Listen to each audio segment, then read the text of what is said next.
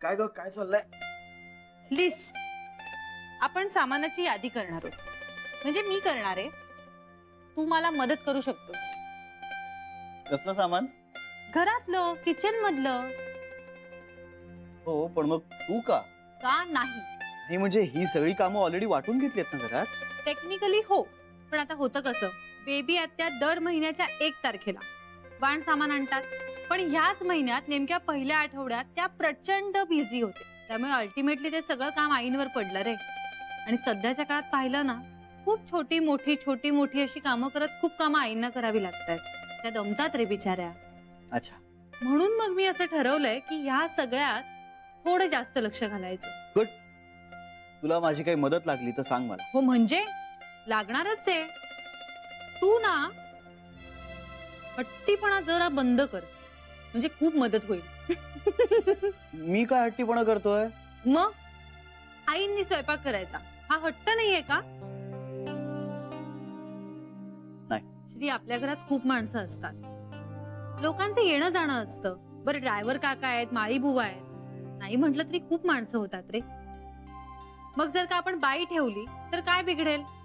आईंना थोडी मदतच होईल ना, आराम मिळेल थोडा. नाही होणार जान्हवी, ऐक माझं. अगं मी आईला ओळखतो. मला मान्य आहे की आता या सगळ्या कामांमुळे ती थोडीशी दमतीये. मान्य. पण अगं ते तिचं ऑफिस आहे, तिचं कार्यक्षेत्र आहे. That's her work place. आणि तिचं मन रमतं त्यात. Janhvi, she'll get lost. अगं जेवतानाचा आपल्या चेहऱ्यावरचा आनंद, समाधान हे सगळं बघणं हे तिला तिचं यश वाटतं. आता हे सगळं जर दुसरीच कोणी बाई करायला लागली तर सेन्स ऑफ अचीवमेंट जाईल तिच्यातलं. अरे पण श्री, तशा सगळ्याच जणी आळीपाळीने स्वयंपाक करतात. म्हणजे आईंच्या स्वयंपाकाची टर्न नाहीये असं बरेचदा होतं ना. पण तरीही सगळ्या जणी तिकडेच फिरत असतात. आईचं तर असं बारीक लक्ष असतं सगळ्यांवर. सूचना चालू असतात, तिची मतं असतात, सगळं चालू असतं. म्हणजे बेसिकली ना ती त्या सगळ्या स्वयंपाकघरातल्या प्रोसेसमध्ये इन्व्हॉल्व्ह असते. आणि तिची ही इन्व्हॉल्वमेंट आता काढून घेणं मला तरी चुकीचं वाटतं. आणि मुळात ना आता आई त्या बाईंना सळो की पळो करून सोडेल. हे बघ श्री, आज ना उद्या हे होणारच आहे ना. जान्हवी, अगं आईच्या हातून आता किचन काढून घेणं ही फार मोठी चूक असेल. ती स्वतःला निरुपयोगी समजायला लागेल. आयडेंटिटी क्रायसिस होईल तिला. आणि म्हणूनच जान्हवी, मी आईच्या हातच्या स्वयंपाकाचं कायम कौतुक करतो आणि रादर इन्सिस्ट करतो की मला तिच्याच हातचं खायचंय. आणि मला खरंच जेन्युइनली आवडतं ते. बरोबर आहे तुझं श्री. मी कधीच हा विचार नाही केला रे. हुशार दिसतायत हे गृहस्थ. अरे वा, जमायला लागले की ट्विस्टेड कौतुक करणं.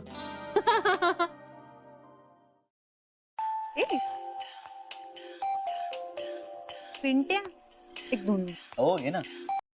हॅलो ताई, ताई कशी आहेस? मी मजेत आहे. तू सांग, इतक्या रात्री कसा काय फोन केलास? सहज बोलायला. अरे वा, मग बोला बंधुराज, बोला. अगं काही नाही, म्हटलं ना असाच फोन केला. अरे हो, मग बोल ना. नाही झालं, तुझा आवाज ऐकायचा होता फक्त. ए पिंट्या, काय झालंय? काही झालंय का? असा का करतोयस तू? बोल ना. हॅलो हॅलो पिंट्या, ए काय रे? अगं काहीच नाही तसं. तू भेटली नाहीस ना बऱ्याच दिवसात, म्हणून. हो, मी येते 1-2 दिवसात तुला भेटायला. पण तू आता बोल ना. अगं काही नाही, ताईडा सहज फोन केला होता. चल, रात्र पण खूप झाली आहे, मी फोन ठेवतो, नंतर बोलू आपण. बाय.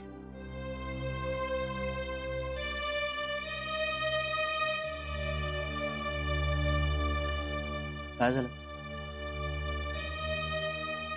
काय माहित, काही बोललाच नाही तो.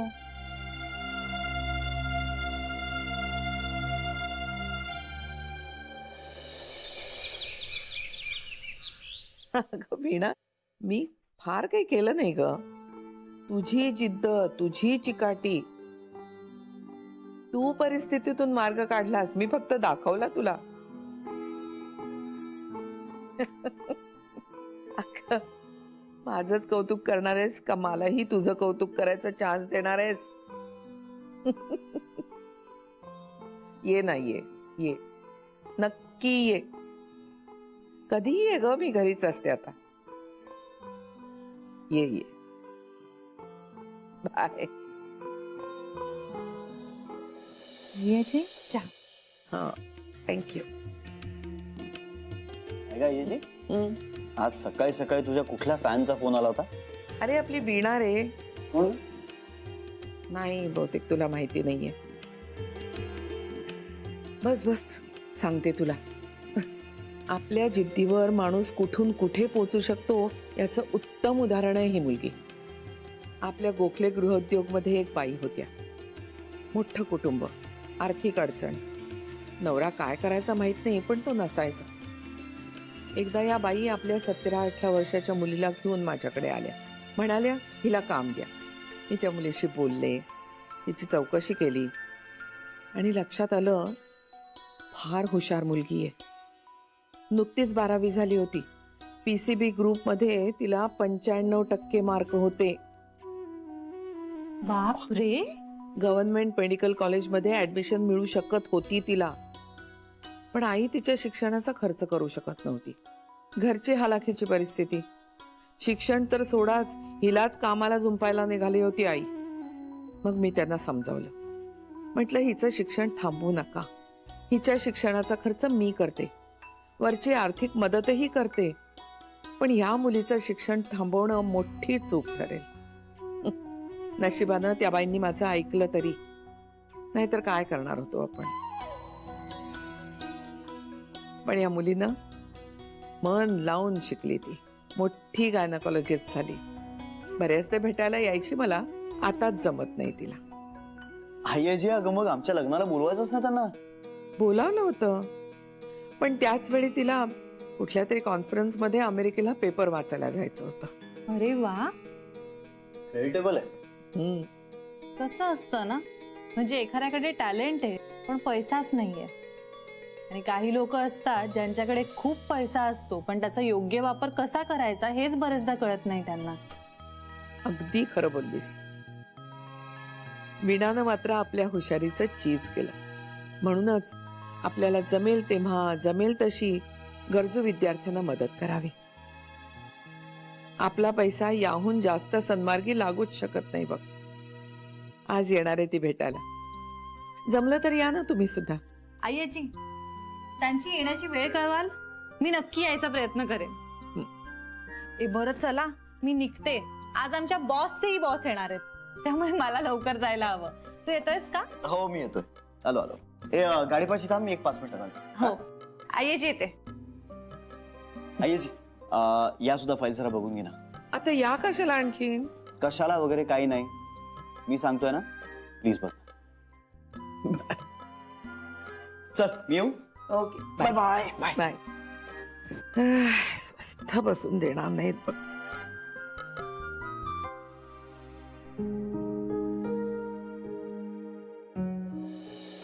जान्हवीच्या आईंचं माहिती आहे ना तुला. त्या त्यांचंच बोलत असतात, आपलं काही ऐकतच नाहीत. तांदूळ किती घेऊ? प्रत्येकाच्या नावाची एक मूठ घे. पण त्या म्हणत काय होत्या जान्हवीच्या आई? त्यांचं आपलं एकच, हा. श्रीमंत मुलीचं स्थळ बघ. आता तूच मला सांग, श्रीमंत मुलींची स्थळं काय अशी सहजासहजी मिळतात का? म्हणजे असतात ग अशी स्थळं, पण मग अशी श्रीमंत स्थळं त्यांच्या तोलामोलाची स्थळं शोधतात ना. हो बरोबर आहे. आता बघून ठरवून केलेल्या लग्नात एखादी श्रीमंत मुलगी बेताची परिस्थिती असलेल्या मुलाला का पसंत करेल? पण या स्थळाचा विचार करा, असं एखाद्या श्रीमंत मुलीला कशाच्या जोरावर सांगू मी? सरे अगं, मुठी मोजतीस ना? विसरले ना ग, परत मोजते आता. प्रत्येकाच्या नावाची एक. आणि सरे तू आपली बरीच स्थळं सुचवत राहा त्यांना. हो ना ग, पण त्यांचं ना समाधानच होत नाहीये कशाने. आणि नातं असल्यामुळे असं स्पष्ट बोलता येत नाहीये. पण हे इतक्या पटकन होणारं काम नाहीये. त्यांनी जरा धीरानं घ्यायला हवं. हे बघ, त्यांना म्हणावं ह्या गाठी ब्रह्मदेवानी बांधलेल्या असतात, आपण फक्त निमित्त मात्र असतो. सांग त्यांना. त्यांच्याशी काय बोलणार आणि काय करणार? बोलणं अवघड असतं का त्यांच्याशी? काय चाललंय? पुलाव करणार आहे. अगं, तू पुलाव डब्यात नेणार आहेस का रात्री घरी आल्यावर खाणार आहेस? नाही नको, मला ना आज जरा लवकर निघायचंय, त्यामुळे मी निघते आता. निघालीस का तू? हो, आज आमचे सुपर बॉस येणार आहेत, म्हणजे आमच्या बॉसचे बॉस येणार आहेत. बरं मग निघतो. तुम्हाला माझ्याशी काही बोलायचं होतं का? नाही ग, काही नाही, निघतो. नक्की? हो. बरं, येते मी. बाय. बाय.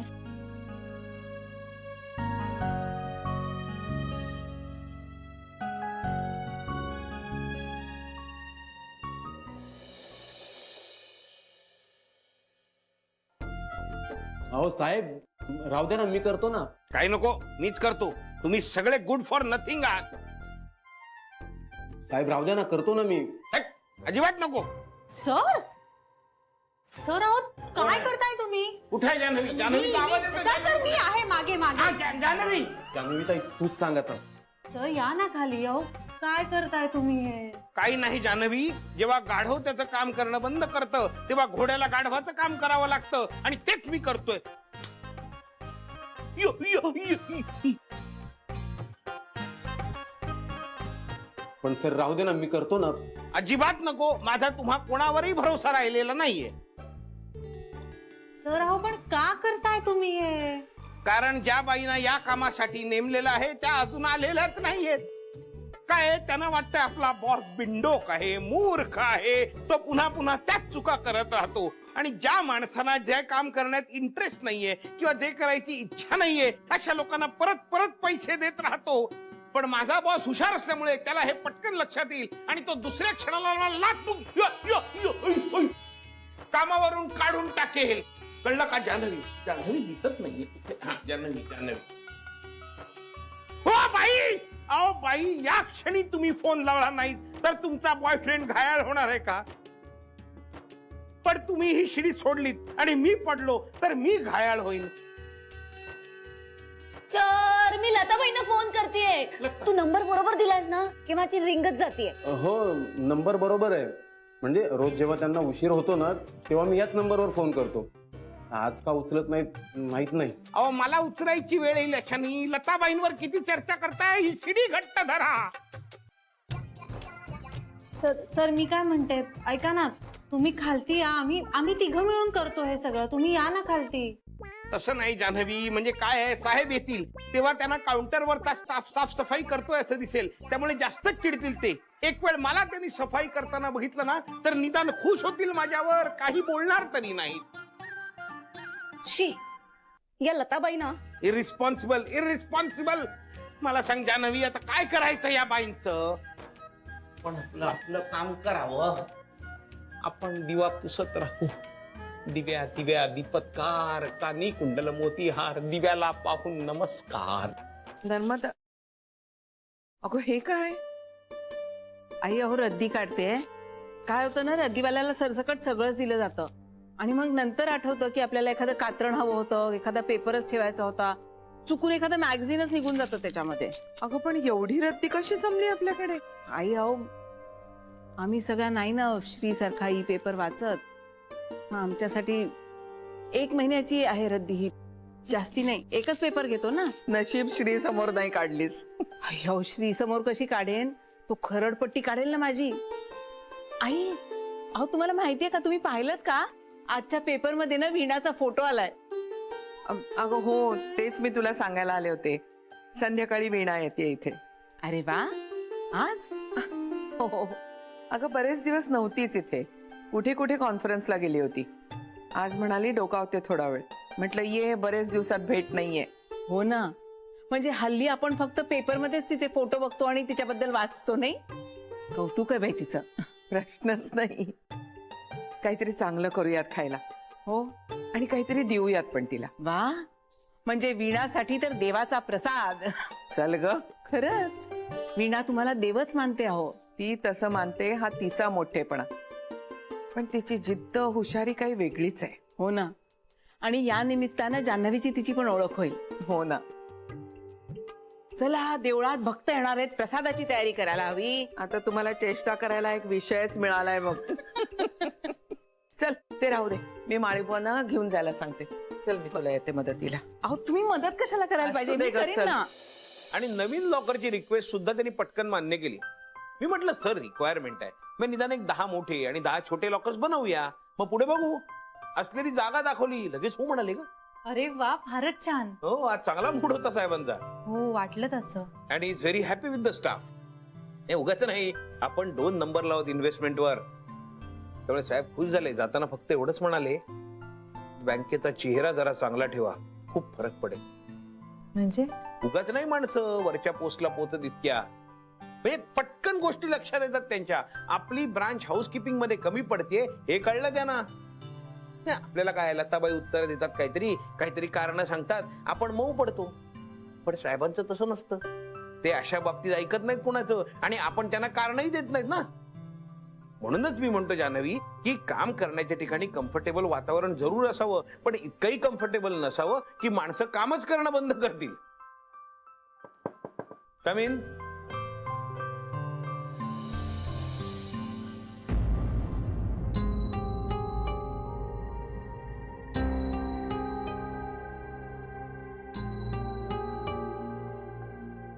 या या या लताबाई या. साहेब. आज इकडे कुठे? साहेब. हो, साहेब आज साहेबच येणार होते, येऊन गेले ना. येऊन गेले, सगळी पाहणी करून गेले आणि नेमकं आपल्या कामावर बोट ठेवून गेले.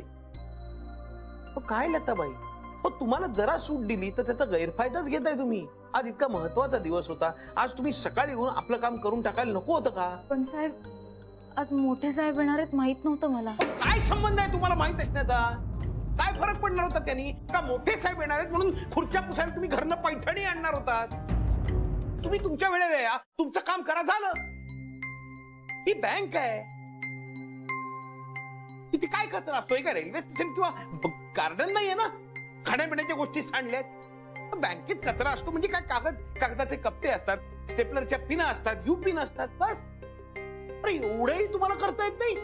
हे बघा, इतकी वर्ष तुम्ही आमच्या बरोबर काम केलं कारण तुम्ही विश्वासू होतात, तुम्ही काम उत्तम करत होतात, तुम्ही वेळेवर येत होतात. आता तुम्ही वेळेवर येत नाही आणि आमचा तुमच्यावर विश्वासही राहिलेला नाहीये, तेव्हा आता हे बास करूया. नाही साहेब, मी उद्यापासून येईन वेळेवर.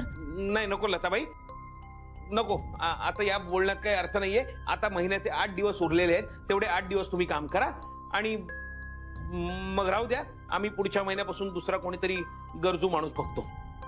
साहेब, साहेब एकदा येईन वेळेवर. लताबाई, इट्स फायनल, निघा तू.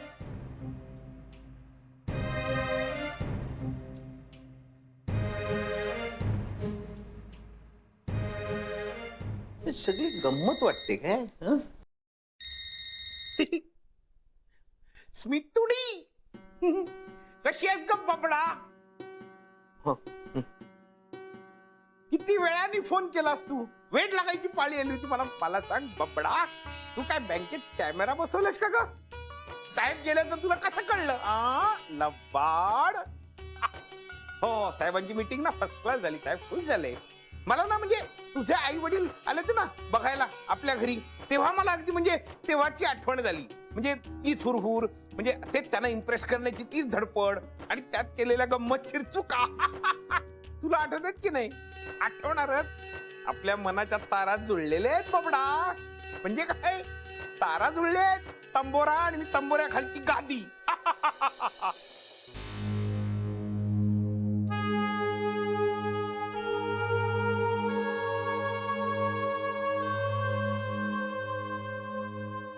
I am sorry Latabai. तुम्ही फक्त एक दिवस वेळेत आलात, आज पुन्हा उशिरा आलात, असं कसं चालेल? आणि अहो, मी तरी किती वेळा तुमचा बचाव करणार? शेवटी मी सुद्धा इथे कामच करते. आणि ह्याच्यापेक्षा महत्वाचं म्हणजे तुम्ही मला तुमच्या बाजूने बोलायची संधीच दिली नाही. आता माझ्या हातात काहीच नाही आहे लताबाई. मी शक्य तेवढं बोलले सरांशी, पण आणखी मदत करणं मला खरंच शक्य नाही होणार. मी मदत मागायला नाही आले ताई. तुमचं माझं काहीच नातं नसून सुद्धा तुम्ही आत्तापर्यंत खूप मदत केलीत मला. तुमचे खूप उपकार आहेत माझ्यावर. हे कधीच विसरणार नाही ते. हो, इतकंही कुणी नाही करत कधी कुणासाठी, पण तुम्ही केलं. आता माझ्या नशिबात असेल ते होईल माझं.